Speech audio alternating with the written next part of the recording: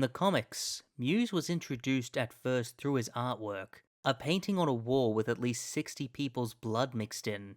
As Daredevil continues his investigation, he discovers the dead bodies of multiple Inhumans stuck in mundane positions. And when Daredevil finally comes face to face with Muse, he says in a calm demeanor, "Hello, did you like my work?" What made Muse stand out among Daredevil's villain roster were these two specific things.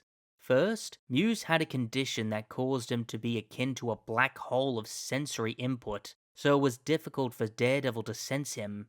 And the second is his reasoning for killing.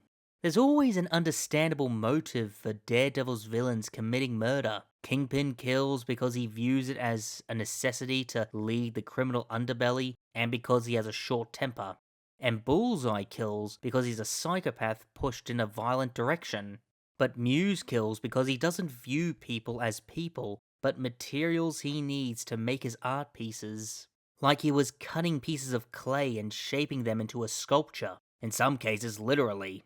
And what really made the character's impression linger was what happened after he got caught. Anticipating that Daredevil would break his fingers to stop him from making new art pieces, Muse breaks them himself, stating that now his artworks are unique and their style can never be replicated. Daredevil then takes his mask off and says, "What are you?" And Muse's answer is, "A man in a mask." Born Again Muse has none of the interesting qualities that give him the same level of recognition. His sensory absorption ability is non-existent. When we first see him, he barely speaks, and when he does, he's erratic and out of control.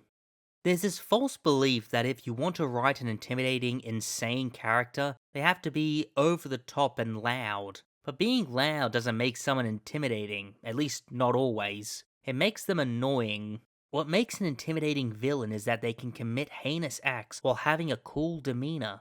That's what made Muse so intimidating in the comics. He had the demeanor of a creative artist while he was killing people. In fact, Matt doesn't find out about Muse's existence till episode 6, because the season wastes so much time with redundant storylines and focuses too much on setting up season 2, Muse doesn't get properly built up. There are appearances in earlier episodes, but they're just there so the spectators don't forget he exists.